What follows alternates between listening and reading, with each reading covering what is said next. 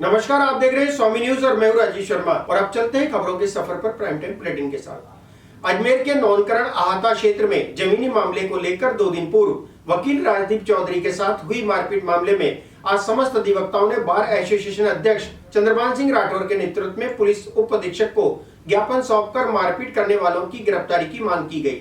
अधिवक्ताओं ने बताया कि पुलिस द्वारा हाथों हाथ 151 के तहत कार्रवाई करनी चाहिए थी, लेकिन मारपीट करने वालों के खिलाफ कार्रवाई नहीं की गई।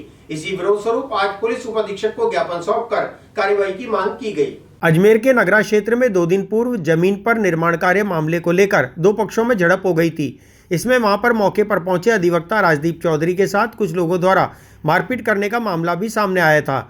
आज इसी के विरोध में समस्त अधिवक्ताओं ने विरोध जताते हुए हड़ताल रखकर पुलिस उप अधीक्षक को ज्ञापन दिया। इस मौके पर बार एसोसिएशन अध्यक्ष चंद्रभान सिंह ने कहा कि अलवरगढ़ थाना क्षेत्र में पहला मामला है जिसमें मॉब ब्लीचिंग हुई है। उन्होंने कहा कि अधिवक्ता के साथ मारपीट करने वाले व्यक्तियों को 151 के तहत गिरफ्तार किया जाना चाहिए था, जो कि नहीं किया गया। आज सभी अधिवक्ताओं ने मारपीट करने वाले व्यक्तियों के खिलाफ कार्रवाई की मांग की। दोपहर 1 बजे की बात है। मेरा मकान है ज्वार की नाड़ी के पास, वहाँ पे 1.5 साल से राजकुमार खेतावत का काम चल रहा था मकान का, और पिछले 6 महीने से मकान का काम बंद था। जो मैंने उनको बोला है कि आपका जो मकान का काम चल रहा है उनका मलबा जो पड़ा है वो मेरे प्लॉट से बाहर निकाले, साइड में करे, तो उन्होंने मना करा और मेरे से धक्का मुक्की करी और मुझे बोला तेरे से वकील 3660 मेरे आगे पीछे घूमते हैं और मेरे पुलिस वाले भी कुछ नहीं बिगाड़ सकते। और मुझे हॉकी के डंडों से, बेसबॉल के डंडों से मेरे भाई को, हितेश नवल को, मेरे भाभी को, सबको मारा उन्होंने, घसीट के मारा। मेरे भी हाथ में चोट आई, फ्रैक्चर हुआ है मेरे, तो सिर पे भी लगी है, आंखों में भी सूजन है, सब जगह मुझे मारा। एसपी साहब क्या चाहते हैं? मैं बस ये चाहता हूँ एसपी साहब से मुझे न्याय मिले और उन अपराधियों की जो गुंडे हैं उनको तुरंत गिरफ्तारी करें। आपने कोई शिकायत दी है? मैंने रामगंज थाने में FIR दर्ज करवा दी है कल शाम को, और मुझे न्याय चाहिए। एडवोकेट नीतीश नवल। दूसरा पक्ष है, उनका आरोप है कि आप जो है आप लोगों ने उनके घर पे जाकर जो है वहाँ गाली गलौज करी। नहीं, गाली गलौज कुछ नहीं करी साहब। आज के टाइम में भी 8% आप जाके देखोगे वहाँ पे मलबा पड़ा, उनका 6 महीने से काम बंद पड़ा है। वो पूरे नाली सीवरेज का पूरा पानी बाहर मेरे मकान के वहाँ इकट्ठा हो रखा है, और मैंने उनको मना करा तो मेरे पे हाथोपाई करे, मेरे पे लाठी डंडों से हमला करा और मुझे बुरी तरह से मारा। कीर्तन खेतावत, लक्ष्य खेतावत, साहित्य खेतावत, हिमांशु खेतावत, दर्शन खेतावत, इन्होंने सबने मिलकर मुझे लाठी डंडों से मारा। मुझे नौनकरण का हत्या में हमारे वकील साथी है रविंदर पाल सिंह जी छाबड़ा, उनका मकान का निर्माण कार्य हो रहा था। 9 मार्च को हमारे एक वकील साथी हैं राजदीप जी चौधरी, वो वहाँ पर निर्माण कार्य को देखने गए। भीड़ इकट्ठी देखकर उन्होंने वहाँ पर जाकर जब देखना चाहा कि भीड़ क्यों इकट्ठी है, तो वहाँ पर स्थानीय पार्षद और उनके जो सहयोगी थे 15-20 आदमी, वो उनको ये कहने लगे कि देखो वकील आया, इसको मारो, इसको जान से खत्म कर देंगे। और इस बात को लेके राजदीप जो अधिवक्ता है उनके साथ में इन्होंने गंभीर मारपीट की गई और मॉब लिंचिंग करते हुए उनको जान से खत्म करने तक हमला कर दिया, और जिससे उनके नाक में फ्रैक्चर आया है, सिर में चोट आई है, पसलियों में चोट आई है, हाथ की उंगलियों में चोट आई है। और उन्होंने ये सारी कार्रवाई केवल वकील के यूनिफॉर्म में होने और वकील समुदाय को प्रताड़ित करने के आशय से की है। और हमने आज एसपी साहब को ज्ञापन दिया है। हमने कहा कि ये प्रथम दृष्टया मॉब लिंचिंग का मामला है और मॉब लिंचिंग की धाराओं में मुकदमा दर्ज करें, और स्थानीय जो पार्षद और उनके कहने पे आकर जो 15-20 लोगों का वीडियो हमने उपलब्ध कराया, उन सबकी तत्काल गिरफ्तारी की मांग हमने एसपी साहब से की है। और हमारा इस सारे मुद्दे को लेकर सभी अधिवक्ता एक साथ हैं। समुदाय में, अधिवक्ता समुदाय में काफी रोष है, इसलिए हमने ये ज्ञापन दिया, जल्द से जल्द कार्रवाई हो। हमारे साथी अधिवक्ता राजदीप चौधरी के साथ 3 दिन पहले मारपीट हो गई थी, और मारपीट वहाँ बुंदेल पार्षद है कोई, उसने, लक्ष्मी बुंदेल है, उसके पति ने वहाँ मॉब इकट्ठा कर रखा था। अब देखिए कि हिंदुस्तान में पूरी जगह मंदिरों के मामले चल रहे हैं, जबकि हमारे छाबड़ा जी की नक्शा पास शुदा ज़मीन है, वहाँ निर्माण कर रहे थे और सब कुछ लीगल डॉक्यूमेंट्स है। मंदिर वालों को क्या है कि ये सुविधा दे रहे थे कि वहाँ कभी भी भोजन होता तो कर लेते थे। अब उस भोजन की आड़ में वो ज़मीन पे कब्जा करना चाह रहे हैं, जबकि मंदिर के भी कोई लीगल डॉक्यूमेंट्स नहीं है और पास वाली ज़मीन के भी कोई लीगल डॉक्यूमेंट्स नहीं है। इसलिए हिंदुस्तान का माहौल ख़राब नहीं हो, इस तरीके के मंदिर के जैसे सेंसिटिव मामले में पुलिस को एक्टिव रहना चाहिए और एक्टिव रह के काम करना चाहिए। वहाँ स्थानीय लोगों ने जिन लोगों ने वकील के साथ मारपीट की, उनको तत्काल 151 में बंद करना चाहिए, जब पुलिस ने नहीं किया। आज उसी पुलिस के कार्यशैली के विरोध में हम लोगों ने स्ट्राइक रखी है और ज्ञापन देने एसपी साहब के आए। एडिशनल एसपी साहब दुर्गा सिंह जी से बात हुई, और उन्होंने आश्वस्त किया कि मॉब लिंचिंग में मामला दर्ज करेंगे। ये मॉब लिंचिंग एक्ट आने के बाद पहला मामला होगा अजमेर का जिसमें ये कृत्य। राजस्थान यूनिवर्सिटी के छात्र संघ अध्यक्ष निर्मल चौधरी की बहन की 2 दिन पूर्व बुढ़ा पुष्कर स्थित एक रिसोर्ट में हुए शादी समारोह के दौरान हवाई फायर का वीडियो सामने आया है। 31 सेकंड के इस वीडियो में शादी के दौरान चल रही डांस पार्टी में सीकर का युवक रिवॉल्वर से 8 राउंड हवाई फायर करता हुआ नजर आ रहा है। पुलिस ने आरोपी युवक की पहचान कर ली है। उसके खिलाफ आर्म्स एक्ट के तहत मामला दर्ज कर जांच की जा रही है। राजस्थान यूनिवर्सिटी के छात्र संघ अध्यक्ष निर्मल चौधरी की बहन की 2 दिन पूर्व बुढ़ा पुष्कर स्थित एक रिसोर्ट में शादी समारोह के दौरान हवाई फायर का वीडियो सोशल मीडिया पर लगातार वायरल हो रहा है। बताया जा रहा है कि सीकर के युवक द्वारा रिवॉल्वर से 8 राउंड फायर किए गए।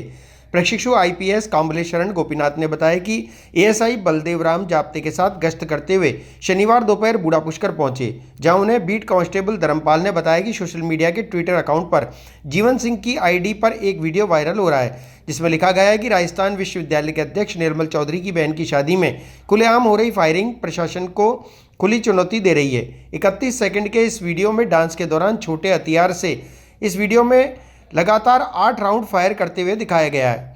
पुलिस की प्रारंभिक पड़ताल में सामने आया कि 7 व 8 मार्च को निर्मल चौधरी की बहन की जॉलीवुड रिसोर्ट में शादी थी।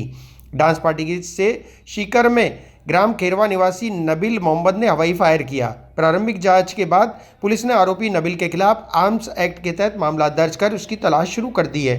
जांच प्रशिक्षु IPS कांबलेशरण गोपीनाथ कर रहे हैं। फिलहाल पुलिस आरोपी की तलाश में जुटी है। परसों सोशल मीडिया पे एक वीडियो वायरल हो रहा था और जिस वीडियो में ये मेंशन था कि एक आदमी है जो हवा में 7-8 राउंड फायर कर रहा है एक शादी के फंक्शन में। तो जैसे ही हमारे बीट कांस्टेबल को उस फायरिंग सोशल मीडिया पे वायरल हो रहे फायरिंग वाले वीडियो की जानकारी मिली, उसी टाइम उसने हमें इत्तला कर दिया और उसके बाद ये पता चला कि जो जॉलीवुड रिसोर्ट है वहाँ 7 मार्च को इवनिंग में एक शादी का फंक्शन था और उसमें ये जो शख्स था वो हवा में सेलिब्रेटरी फायर कर रहा था। तो उसके बाद पता चलने के बाद ये जो व्यक्ति है वो नबील करके हमें अभी तक प्रारंभिक जांच में पता चला है और उसी डायरेक्शन में हम बढ़ रहे हैं और हमारा इन्वेस्टिगेशन जारी है। किसकी शादी थी सर? ये अभी तो जिस वीडियो हमने जिसका वीडियो मिला है हमें ट्विटर पे, उस वीडियो का जो टाइटल था उसमें यही मेंशन था कि जो निर्मल चौधरी है इनके बहन की शादी थी और उसमें वो शख्स फायर कर रहा था, ऐसे वो ट्विटर वाले वीडियो का टाइटल था। क्या कार्रवाई की जाएगी? उस वीडियो को देखने के बाद ये पता चला कि वो सेलिब्रेटरी फायरिंग थी और वो as per arms act section 25 subsection 9 और IPC 336 के अनुसार वो एक ऑफेंस है और उसके अंदर हम महात्मा ज्योतिबा फूले माता सावित्रीबाई फूले सर्किल विकास समिति द्वारा ज्योतिबा फूले की पुण्यतिथि के अवसर पर तिलोरा रोड स्थित रेलवे फाटक के पास महात्मा ज्योतिबा फूले राष्ट्रीय स्मारक पर फूले दंपति की प्रतिमा अनावरण कार्यक्रम संपन्न हुआ। इस कार्यक्रम में मुख्य अतिथि सामाजिक न्याय एवं अधिकारिता मंत्री अविनाश गहलोत ने प्रतिमा का अनावरण किया। महात्मा ज्योतिबा फूले माता सावित्रीबाई फूले सर्किल विकास समिति द्वारा तिलोरा रोड स्थित रेलवे फाटक के पास महात्मा ज्योतिबा फूले राष्ट्रीय स्मारक पर फूले दंपत्ति की प्रतिमा अनावरण कार्यक्रम संपन्न हुआ। सर्किल विकास समिति के अध्यक्ष ताराचंद गहलोत ने बताया कि सावित्रीबाई फूले की 127वीं पुण्यतिथि के अवसर पर आयोजित प्रतिमा अनावरण समारोह में मुख्य अतिथि सामाजिक न्याय एवं अधिकारिता मंत्री अविनाश गहलोत ने प्रतिमा का अनावरण किया। मुख्य अतिथि में अपने संबोधन में कहा कि महात्मा ज्योतिबा समाज सुधारक, समाज प्रबोधक, विचारक, समाजसेवी, लेखक, दार्शनिक तथा क्रांतिकारी कार्यकर्ता थे। उनके आदर्शों को आत्मसात करने का संकल्प लेने की अपील की गई। देखिए, माता सावित्री फुले की 127वीं पुण्यतिथि का कार्यक्रम है। महात्मा ज्योतिबा फुले सावित्री फुले की मूर्ति का अनावरण कार्यक्रम था। इस कार्यक्रम में मुझे आने का अवसर मिला। मंत्री बनने के बाद, वैसे तो मैं कई बार आया हूँ, लेकिन मंत्री बनने के बाद पहली बार ब्रह्मा जी की नगरी में आना हुआ। अभी हम लोगों ने कार्यक्रम किया है। सभी समाज बंधु भी हैं, यहाँ के स्थानीय जो चेयरमैन हैं नगर पालिका के वो भी हैं और हमारे साथी विधायक भी हैं। तो एक अच्छा कार्यक्रम था। समाज में ऐसे समाज सुधारक जो हैं, महान पुरुष हैं, उनके जो अगर मूर्ति लगती है तो उनके प्रेरणा का एक केंद्र बिंदु बनता है। तो निश्चित ही हम लोगों को उनके आदर्शों पर चलकर समाज सुधार में अच्छा काम करने का प्रयत्न करना चाहिए। यहाँ का विकास करवाना तो आप सरकार की ओर से क्या करेंगे? देखिए, पहले भी लगातार पुष्कर नगरी में जो काम हुए हैं ऐतिहासिक है। हमारे जो कैबिनेट मंत्री भी हैं यहाँ से और विधायक भी हैं लगातार कई वर्षों से।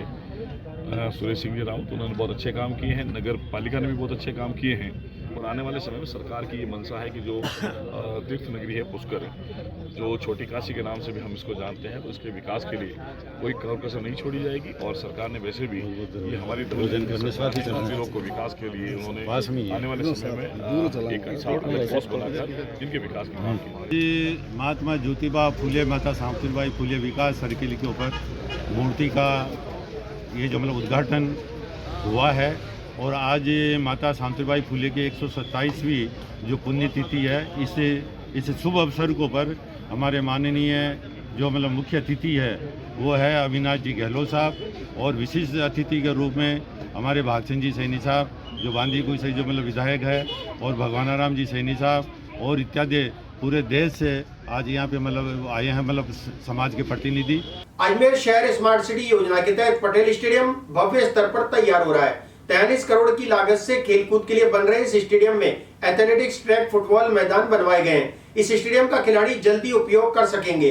ऐसे में शहरवासियों का विश्व स्तरीय खेल सुविधाएं व मैदान उपलब्ध होंगे और प्रतियोगिताएं आयोजित भी की जा सकेगी। अजमेर शहर स्मार्ट सिटी योजना के तहत पटेल स्टेडियम भव्य स्तर पर तैयार हो रहा है। खेलकूद के लिए बन रहे इस स्टेडियम में एथलेटिक्स ट्रैक, फुटबॉल मैदान बनवाए गए हैं।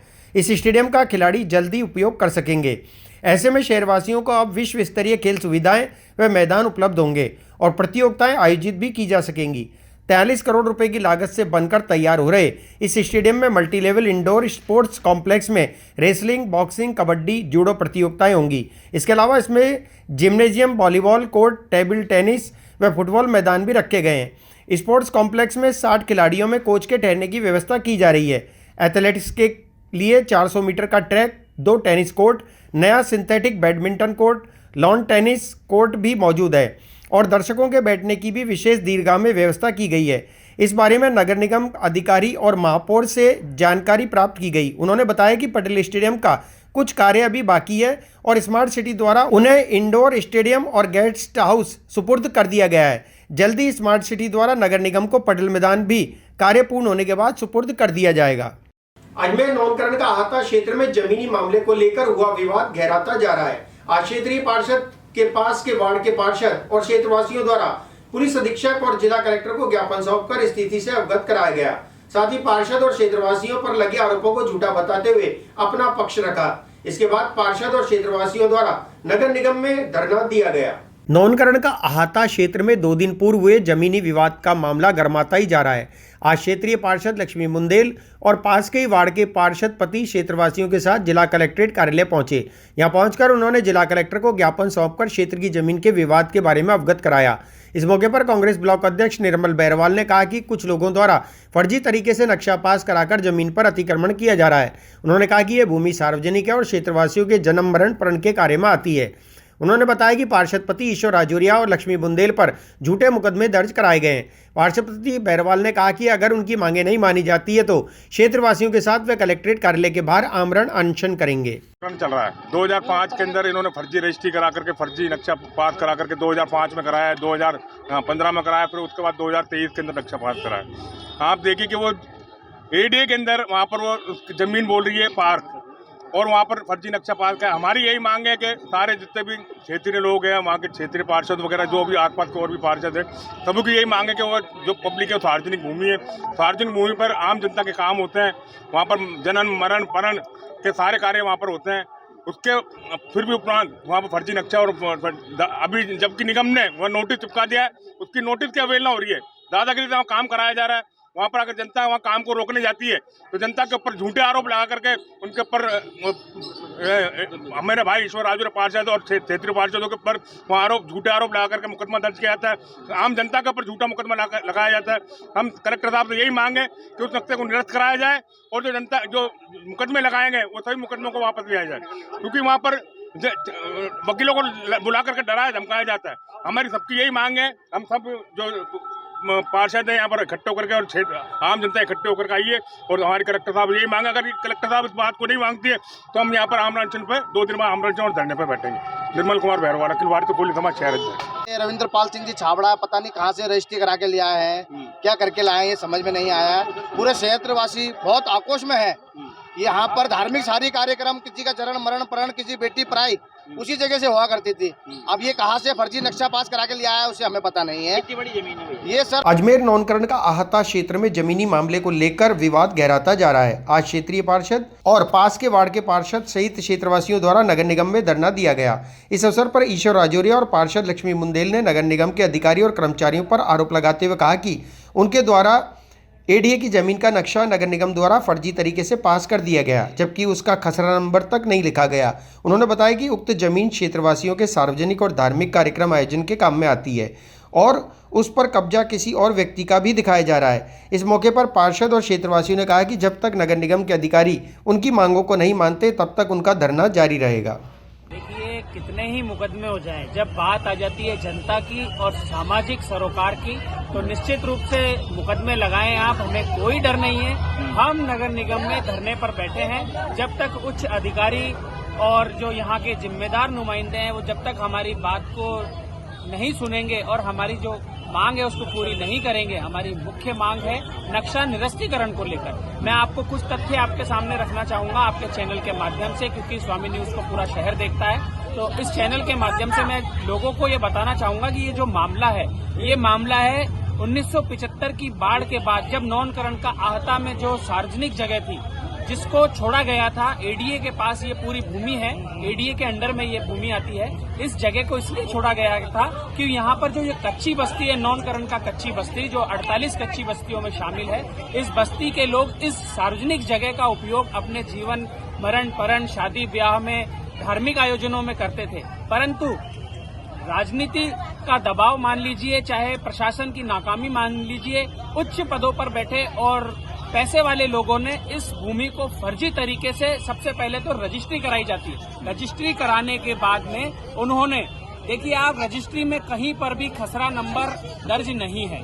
तो सबसे बड़ा मुद्दा तो यही है कि रजिस्ट्री में पहली चीज की खसरा नंबर नहीं है। दूसरी चीज, रजिस्ट्री जिस एएमसी नंबर से हुई है, AMC number Ajmer municipal corporation का नंबर होता है जो मकानों को दिया जाता है। एएमसी नंबर 75/19 के नाम से ये रजिस्ट्री की गई है। ये जो 75/19 एएमसी नंबर से रजिस्ट्री हुई है, ये रजिस्ट्री बावड़ीपाड़ा क्षेत्र में बिरदी चंद के नाम से बोल रही है, सेडू राम पुत्र बिरजी चंद के नाम से बोल रही है, जो कि इस नौनकरण का आहता से करीब 1 किलोमीटर दूरी पर है। तो ये साफ साफ भ्रष्टाचार है इसके अंदर कि पहली बात तो रजिस्ट्री ही फर्जी है।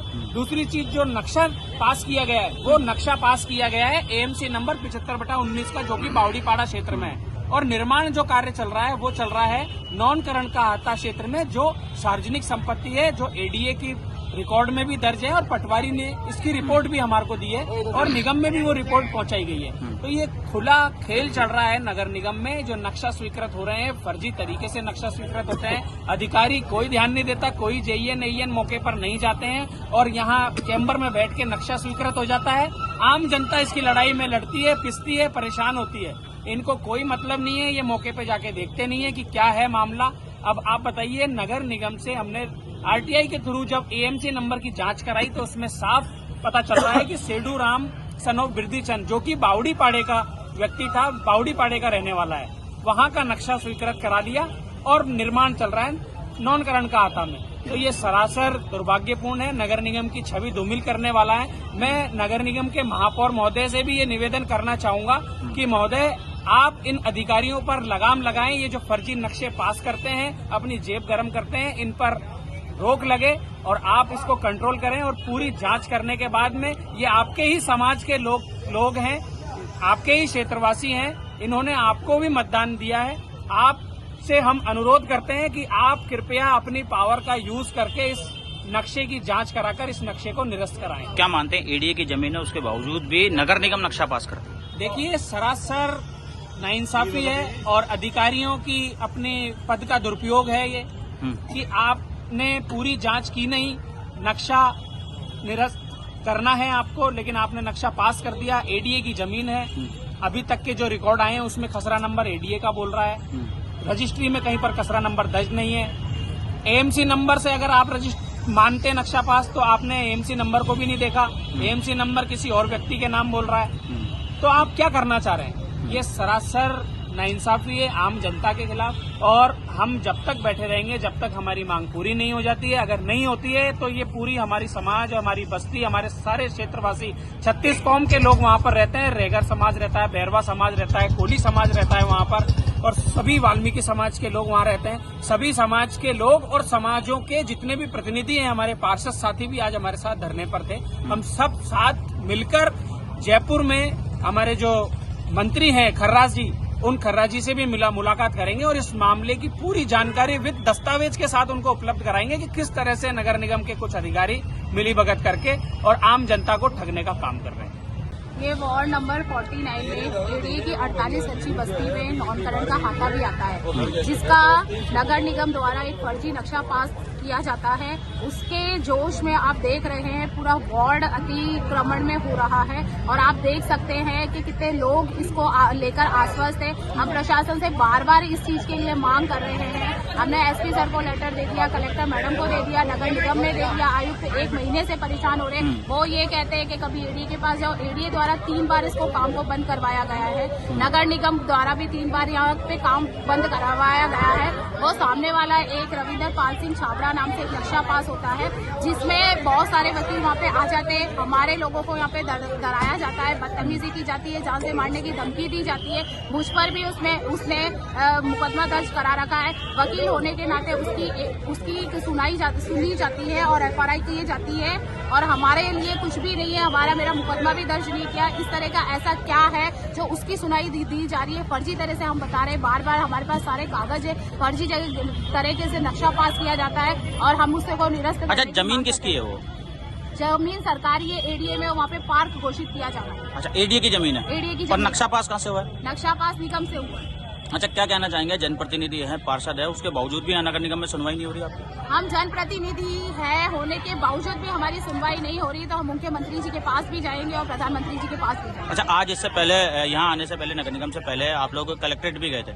किस तरह का रवैया कलेक्ट्रेट में हुआ आपके साथ? हाँ, मैडम ने पूरा आश्वासन दिया है कि हम आपकी बात को पूरी सुनेंगे, लेकिन आज हम यहाँ नगर निगम आए हुए हैं और हमारा धरना, हम धरने पे बैठे, हमारा धरना तब तक पूरा नहीं होगा जब तक ये तुरंत के तुरंत नक्शा निरस्त नहीं करे। हमें बार बार यही कहा जा रहा है वहाँ जाओ, यहाँ जाओ, लेकिन जब नगर निगम ने नक्शा पास कराया तो नगर निगम ही इसको निरस्त करे। अच्छा मैडम, अभी बिल्कुल नगर निगम के गेट के बाहर आप सीओ की गाड़ी के आगे बैठे हैं, कब तक बैठे रहेंगे? हम जब तक धरना पूरा नहीं करेंगे, जब तक हमारी मांगों को पूरी नहीं की। सम्राट पृथ्वीराज चौहान राजकीय महाविद्यालय अजमेर में अंतर्राष्ट्रीय महिला दिवस के उपलक्ष्य में अजमेर दर्शन शास्त्र विभाग एवं IQAC फिलोसफिकल काउंसलिंग सेंटर द्वारा स्त्री मन एक संवाद कार्यक्रम का आयोजन किया गया।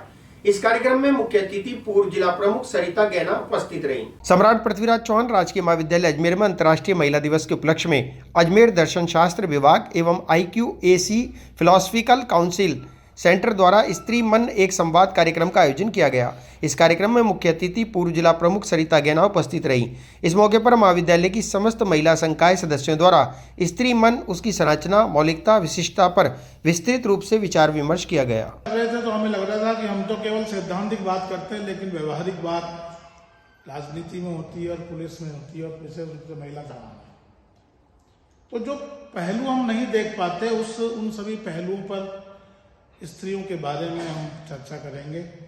आज हम जो कुछ भी हैं वो हमारी माँ की वजह से है, हमारी बहनों की वजह से है, हमारी पत्नियों की वजह से है, और जीवन में जन्म से लेकर के और अंत तक हमारे जीवन में कोई ना कोई स्त्री का रोल बहुत महत्वपूर्ण होता है। माँ उबालती रही तमाम रात पत्थर, बच्चे फरेब खाकर सो गए। उस माँ को ये पता है कि मेरे बच्चे भूख की फीलिंग ना करें, उसके घर में खाने को कुछ नहीं है, केवल बच्चों को झूठा अंदाजा देने के लिए वो उबाल रही है पत्थर, बच्चे सो गए, चलो ठीक है, खाना मिल जाएगा। स्त्री का मन क्या है? स्त्री को हम एक देवी के रूप में पूजते हैं तो काली का रूप भी उसमें छुपा हुआ है, तो दुर्गा का भी रूप छुपा हुआ है, तो हम नवदुर्गाओं के रूप में कन्या की पूजा करते हैं। इन सारे पहलुओं को लेकर के आज बहुत ही महत्वपूर्ण चर्चा होने वाली है। आज हमारे महाविद्यालय में एक सेंटर चलता है, फिलोसॉफिकल काउंसलिंग सेंटर। वो अंतर्राष्ट्रीय महिला दिवस के अवसर पे एक कार्यक्रम रख रहा है जिसमें एक संवाद होगा और उसका विषय है स्त्री मन। इसके अंदर हमारे महाविद्यालय के जितने भी महिला संकाय सदस्य हैं वो हैं और मुख्य अतिथि के रूप में सरिता ज्ञाना जी आ रही हैं। हम सब महिलाएं बैठकर स्त्री मन कैसे निर्मित हुआ है, उसकी संरचना क्या है, उसकी मौलिकता क्या है, विशिष्टता क्या है, वो किस तरह से प्रभावित होता है, किन चीजों। अजमेर उत्तर विधानसभा क्षेत्र से निर्दलीय प्रत्याशी और वार्ड पार्षद ज्ञान सारस्वत द्वारा आज जिला कलेक्टर को ज्ञापन सौंपकर वार्ड नंबर 4 की समस्याओं से अवगत कराया गया। इस मौके पर सारस्वत ने कहा कि लंबे समय से क्षेत्र में सड़कें खुदी हुई पड़ी हैं, जिसके कारण राहगीरों को भारी परेशानी का सामना करना पड़ रहा है। उन्होंने कहा कि समस्याओं का समाधान नहीं होता है तो फिर धरना प्रदर्शन किया जाएगा। अजमेर उत्तर विधानसभा क्षेत्र से निर्दलीय प्रत्याशी और वार्ड पार्षद ज्ञान सारस्वत द्वारा आज जिला कलेक्टर को ज्ञापन सौंपकर वार्ड नंबर 4 की समस्याओं से अवगत कराया गया। इस मौके पर सारस्वत ने बताया कि स्मार्ट सिटी 3 महीने पूर्व गड्ढा खोदकर पटक दिया गया था, तब उन्होंने अपने स्तर पर उसे भरवा दिया, लेकिन ठीक उसी के सामने अभी भी सड़क और नाली खुदी हुई पड़ी है, जिसके कारण आने जाने वाले राहगीरों को भारी परेशानी का सामना करना पड़ता है। उन्होंने कहा कि अगर ये कार्य शीघ्र पूरा नहीं होता है तो उनके द्वारा प्रदर्शन और धरना दिया जाएगा। पुष्कर रोड के ऊपर स्मार्ट सिटी द्वारा विकास कार्य किए गए थे। सड़क, नाली, साइडें पक्की, नाले ये बनाए गए थे। लगभग 2 साल से वार्ड नंबर 4 पे आनासागर पुलिस चौकी से आगे वीर लोकोशा कॉलोनी तक की जो साइड है वहाँ सेंट्रल बैंक है। स्मार्ट सिटी ने गड्ढा खोद के और वहाँ एक पूरी खाईनुमा खोद के डाल दी थी पिछले 3 महीने पहले। कई बार उनको निवेदन किया, गड्ढा तो मैंने मेरे स्तर पे भरवा दिया, कुछ उन्होंने भरवा दिया, लेकिन आज भी वो नाली और काम लंबे थे। सामने वाली साइड में पक्का हो चुका है, अच्छी बात है, होना भी चाहिए, लेकिन इसको पता नहीं क्यों इन्होंने बार पहले भी 2-3 बार इन्होंने काम रोका था, मुझे गड्ढे में बैठना पड़ा था। तो आज मैं माननीय जिलाधीश महोदय से फागुन का महीना आते ही बाबा श्याम के फाग महोत्सव का आयोजन प्रत्येक क्षेत्र में देखने को मिलता है। आज इसी क्रम में छोटी नागपणी बद्रीनाथ कॉलोनी में महिला मंडल द्वारा फाग महोत्सव का आयोजन किया गया। इस मौके पर महिलाओं ने बाबा श्याम के भजनों पर पुष्प और गुलाल के साथ होली खेली। साथ ही इस मौके पर बच्चों के लिए बाल मेले का भी आयोजन किया गया। छोटी नागफणी बद्रीनाथ कॉलोनी में महिला मंडल द्वारा आज श्याम बाबा का फाग महोत्सव बड़ी धूमधाम और हर्षोल्लास के साथ मनाया गया। इस मौके पर महिलाओं द्वारा गुलाल और पुष्प की होली खेलकर भगवान श्याम के सामने नृत्य किया गया। सुंदर भजनों पर उपस्थित महिलाओं ने पुष्पों की होली खेलकर फाग महोत्सव का आनंद उठाया। इस अवसर पर बच्चों के लिए बाल मेले का भी आयोजन किया गया, जिसमें बच्चों के लिए अनेक प्रकार की स्टॉल लगाई गई।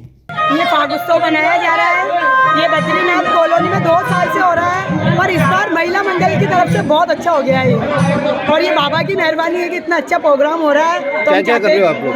क्या कर रहे हो? इसमें चाय, नाश्ता, खाटू श्याम बाबा की प्रतिभा है, अपने भोले बाबा का डेकोरेशन वगैरह सभी होता है जो हर साल होता है, पर इसमें खाटू श्याम बाबा के भजन रखाए गए हैं ताकि पब्लिक और ज्यादा आए और ज्यादा आनंद ले फाग उत्सव का। मैं अजमेर नागफणी छोटी नागफणी वार्ड नंबर 7 से महिला समिति की तरफ से खाटू श्याम बाबा का फाग उत्सव मनाया जा रहा है। हमारे पार्षद साहब ने हमारा सहयोग करा है और उनके लिए बहुत बहुत धन्यवाद। आज क्या हुआ है, क्या किया आप लोगों ने? हम लोगों ने भजन संध्या का कार्यक्रम करा है, उसमें बहुत आनंद आया है और बच्चों के लिए बाल मेला भी लगवाया है, उसमें आइसक्रीम, कचौरी, पानी बताशे रखाए गए हैं। फिलहाल इस बुलेटिन में इतना ही। मुझे दीजिए इजाजत। देखते रहिए स्वामी न्यूज। जय हिंद, जय भारत।